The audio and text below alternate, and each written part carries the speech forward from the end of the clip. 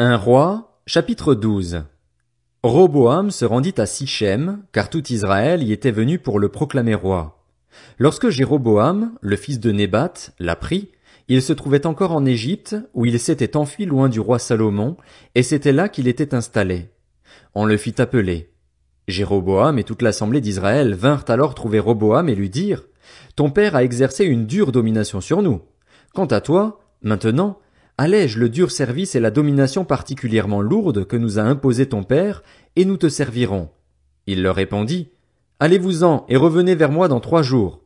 Et le peuple s'en alla. Le roi Roboam consulta les anciens qui avaient été au service de son père Salomon pendant sa vie. Il leur demanda: Que me conseillez-vous de répondre à ce peuple? Voici ce qu'ils lui dirent. Si aujourd'hui tu as une attitude de serviteur envers ce peuple, si tu te montres à leur service et si tu leur réponds de façon positive en leur adressant des paroles bienveillantes, ils seront pour toujours tes serviteurs. Mais Roboam délaissa le conseil que lui donnaient les anciens et consulta les jeunes qui avaient grandi avec lui et qui faisaient partie de son entourage. Il leur demanda: Que me conseillez-vous de répondre à ce peuple? Ils me tiennent ce langage? Allège la domination que ton père nous a imposée. Voici ce que lui dirent les jeunes qui avaient grandi avec lui. Le peuple t'a tenu ce langage. Ton père nous a imposé une domination particulièrement lourde, mais toi, allège son poids. De ton côté, dis-leur: Mon petit doigt est plus gros que les reins de mon père. Mon père vous a imposé une domination particulièrement lourde, eh bien, moi je la rendrai plus lourde encore. Lui vous a puni avec des fouets, moi je vous punirai avec des fouets munis de pointes. Jéroboam et tout le peuple vinrent trouver Roboam le 3e jour, conformément à ce qu'avait dit le roi: Revenez vers moi dans 3 jours. Le roi répondit avec dureté au peuple. Il délaissa le conseil que lui avaient donné les anciens et leur dit: D'après le conseil des jeunes, mon père vous a imposé une domination particulièrement lourde, moi je la rendrai plus lourde encore. Lui vous a puni avec des fouets, moi je vous punirai avec des fouets munis de pointes. Ainsi, le roi n'écouta pas le peuple. Cela fut en effet conduit par l'Éternel pour que s'accomplisse la parole qu'il avait dite par l'intermédiaire d'Akija de Silo à Jéroboam, le fils de Nébat. Lorsque tous les membres du peuple d'Israël virent que le roi ne les écoutait pas, ils lui répondirent: Quelle part avons-nous avec David? Nous n'avons pas d'héritage avec le fils d'Isaïe. À tes tentes, Israël. Maintenant, occupe-toi des tiens, David. Et Israël retourna dans ses tentes. Les Israélites qui habitaient les villes de Juda furent les seuls qui reconnurent Roboam comme roi. Alors le roi Roboam envoya Adoram, qui était préposé aux corvées, vers les Israélites, mais ils le lapidèrent et il mourut. Le roi Roboam s'empressa de monter sur un char pour se réfugier à Jérusalem. C'est ainsi qu'Israël s'est détaché de la famille de David jusqu'à aujourd'hui. Lorsqu'ils apprirent que Jéroboam était de retour, les Israélites le firent venir à leur assemblée et ils le proclamèrent roi sur tout Israël. Ils ne suivirent pas la famille de David, à la seule exception de la tribu de Juda. À son arrivée à Jérusalem, Roboam rassembla toute la communauté de Juda et la tribu de Benjamin, soit 180 000 hommes d'élite aptes à la guerre, pour qu'ils combattent contre la communauté d'Israël afin de la ramener sous sa domination, lui qui était le fils de Salomon. Mais la parole de Dieu fut adressée à Shemaéja, l'homme de Dieu. Parle à Roboam, le fils de Salomon et le roi de Juda, ainsi qu'à toute la communauté de Juda et de Benjamin et au reste du peuple. Annonce-leur: Voici ce que dit l'Éternel. Ne montez pas faire la guerre à vos frères, les Israélites. Que chacun de vous reparte chez lui, car c'est de moi que vient cette situation. Ils obéirent à la parole de l'Éternel et firent demi-tour, se conformant à la parole de l'Éternel. Jéroboam fortifia Sichem, dans la région montagneuse d'Éphraïm, et il s'y installa. Puis il la quitta et construisit Pénuel.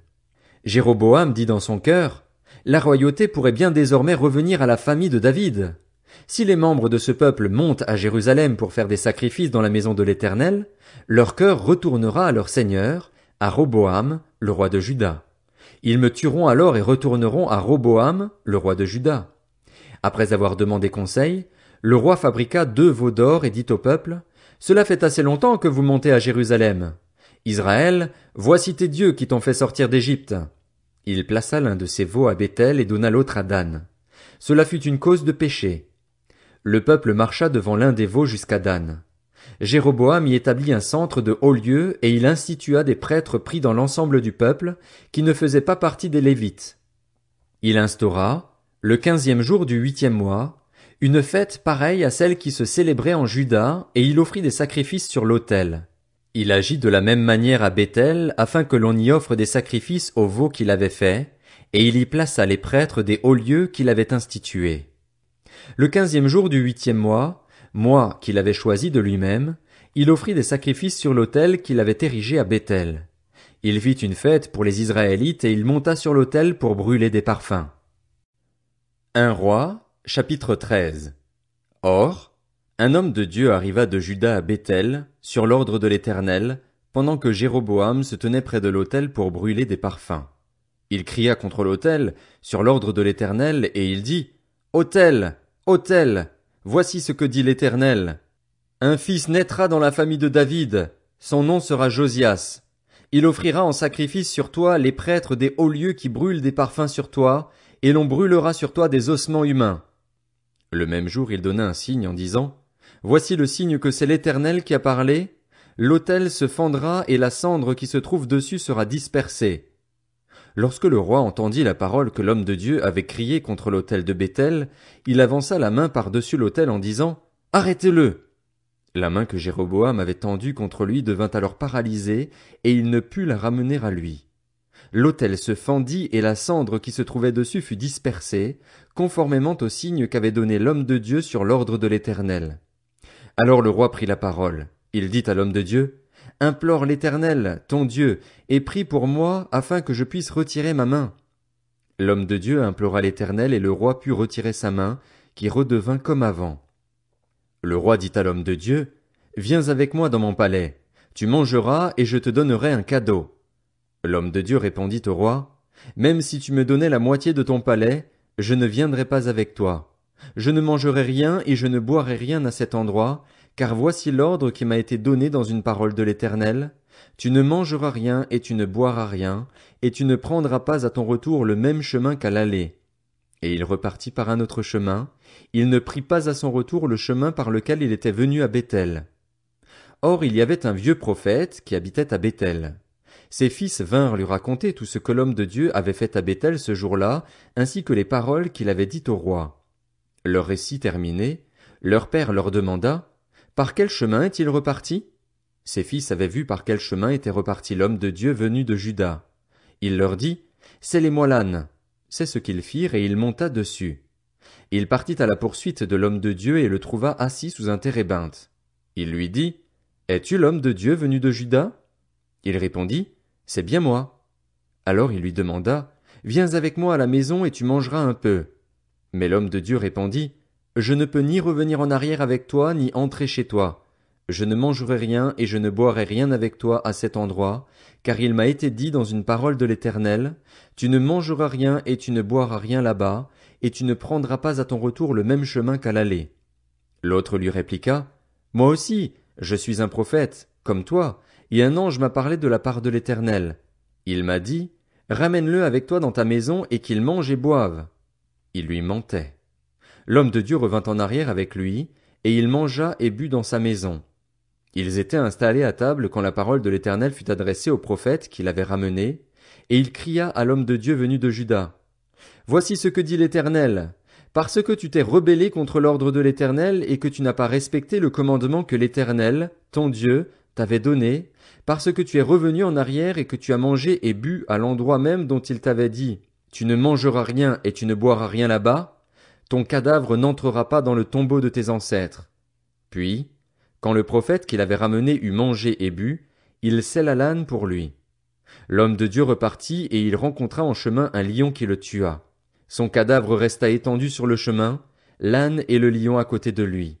Des voyageurs virent le cadavre étendu sur le chemin, avec le lion à côté de lui, et ils en parlèrent à leur arrivée dans la ville où habitait le vieux prophète. Lorsque le prophète qui avait fait revenir en arrière l'homme de Dieu en entendit parler, il se dit, C'est l'homme de Dieu qui s'est révolté contre l'ordre de l'Éternel. L'Éternel l'a livré au lion, qui l'a mis en pièces et l'a fait mourir, conformément à la parole qu'il lui avait dite. Puis, s'adressant à ses fils, il demanda, Scellez-moi l'âne. C'est ce qu'ils firent, et il partit. Il trouva le cadavre étendu sur le chemin, et l'âne et le lion à côté de lui. Le lion n'avait pas dévoré le cadavre ni mis l'âne en pièces. Le vieux prophète souleva le cadavre de l'homme de Dieu, le déposa sur son âne et le ramena. Il retourna dans sa ville pour le pleurer et l'enterrer. Il déposa son cadavre dans son propre tombeau et l'on pleura sur lui en disant: Quel malheur, mon frère! Après l'avoir enterré, le vieux prophète dit à ses fils: Quand je serai mort, vous m'enterrerez dans le tombeau où est enterré l'homme de Dieu, vous déposerez mes ossements à côté des siens. En effet, elle s'accomplira, la parole qu'il a criée, sur l'ordre de l'Éternel, contre l'autel de Béthel et contre tous les centres de hauts lieux présents dans les villes de Samarie. Même après cet événement, Jéroboam ne se détourna pas de sa mauvaise voie. Il continua à instituer des prêtres de hauts lieux pris parmi l'ensemble du peuple. Celui qui en émettait le désir, il l'établissait dans la fonction de prêtre des hauts lieux. Cela fut une cause de péché pour la famille de Jéroboam, et c'est pour cela qu'elle a été exterminée et détruite de la surface de la terre. 1 Roi, chapitre 14. À cette époque-là, Abijah, le fils de Jéroboam, tomba malade. Jéroboam dit alors à sa femme: Lève-toi donc et déguise-toi pour qu'on ne sache pas que tu es ma femme, puis va à Silo. C'est là que se trouve Akija, le prophète qui m'a dit que je serais roi de ce peuple. Prends avec toi 10 pains, des gâteaux et un pot de miel et entre chez lui. Il t'annoncera ce qui arrivera à notre enfant. C'est ce que fit la femme de Jéroboam. Elle se leva, alla à Silo et entra dans la maison d'Akija. Celui-ci ne pouvait plus voir, car il avait le regard fixe par suite de la vieillesse. L'Éternel avait dit à Akija: La femme de Jéroboam va venir te consulter au sujet de son fils, parce qu'il est malade. Tu lui parleras de telle et telle manière. Quand elle arrivera, elle se fera passer pour une autre. Lorsqu'Akija entendit le bruit de ses pas, au moment où elle franchissait la porte, il dit: Entre, femme de Jéroboam. Pourquoi veux-tu te faire passer pour une autre? Je suis chargé de t'annoncer des choses dures. Va dire à Jéroboam: Voici ce que dit l'Éternel, le Dieu d'Israël. Je t'ai tiré du milieu du peuple. Je t'ai établi chef de mon peuple, d'Israël. J'ai arraché ce royaume à la famille de David et je te l'ai donné. Pourtant, tu n'as pas imité mon serviteur David, qui respectait mes commandements et qui me suivait de tout son cœur, ne faisant que ce qui est droit à mes yeux. Tu as agi plus mal que tous tes prédécesseurs. Tu es allé te fabriquer des dieux étrangers, des idoles en métal fondu, pour m'irriter et tu m'as rejeté. Voilà pourquoi je vais faire venir le malheur sur la famille de Jéroboam. Je vais exterminer tout homme qui t'appartient, qu'il soit esclave ou libre en Israël, et je vais balayer ta famille comme on le fait pour des ordures, jusqu'à ce qu'elle ait disparu. Le membre de la famille de Jéroboam qui mourra dans la ville sera mangé par les chiens, et celui qui mourra dans les champs sera mangé par les oiseaux. Oui, l'Éternel a parlé. Quant à toi, lève-toi, retourne chez toi. Dès que tu mettras les pieds dans la ville, l'enfant mourra. Tout Israël le pleurera et on l'enterrera. Oui, il est le seul de la famille de Jéroboam qui sera déposé dans un tombeau, parce qu'il est le seul de cette famille en qui l'on trouve quelque chose de bon devant l'Éternel, le Dieu d'Israël. L'Éternel va faire surgir sur Israël un roi qui exterminera la famille de Jéroboam. Ce jour est là. Et n'est-ce pas déjà ce qui arrive? L'Éternel va frapper Israël et il connaîtra le même sort que le roseau ballotté par l'eau. Il va arracher Israël de ce bon territoire qu'il avait donné à leurs ancêtres et les disperser de l'autre côté de l'Euphrate, parce qu'ils se sont fabriqués des idoles, irritant ainsi l'Éternel. Il va abandonner Israël à cause des péchés que Jéroboam a commis et qu'il a fait commettre à Israël. La femme de Jéroboam se leva et repartit pour Tirtsa. Au moment où elle atteignit le seuil du palais, l'enfant mourut. On l'enterra et tout Israël le pleura, conformément à la parole que l'Éternel avait dite par l'intermédiaire de son serviteur, le prophète Akija. Le reste des actes de Jéroboam, la manière dont il a fait la guerre et a régné, cela est écrit dans les annales des rois d'Israël. Jéroboam régna 22 ans, puis il se coucha avec ses ancêtres. Son fils Nadab devint roi à sa place. Roboam, le fils de Salomon, régna sur Juda. Il avait 41 ans lorsqu'il devint roi et il régna 17 ans à Jérusalem, la ville que l'Éternel avait choisie de préférence à toutes les tribus d'Israël pour y établir son nom. Sa mère s'appelait Naama et c'était une Ammonite. Les Judéens firent ce qui est mal aux yeux de l'Éternel et, par les péchés qu'ils commirent, ils excitèrent sa jalousie plus que l'avaient fait leurs ancêtres. Ils se construisirent, eux aussi, des hauts lieux avec des statues et des poteaux sacrés sur toute colline élevée et sous tout arbre vert. Il y eut même des prostituées dans le pays. Ils imitèrent toutes les pratiques abominables des nations que l'Éternel avait dépossédées devant les Israélites. La 5e année du règne de Roboam, Shishak, le roi d'Égypte, monta contre Jérusalem. Il prit les trésors de la maison de l'Éternel et ceux du palais royal, il prit tout. Il prit tous les boucliers en or que Salomon avait faits.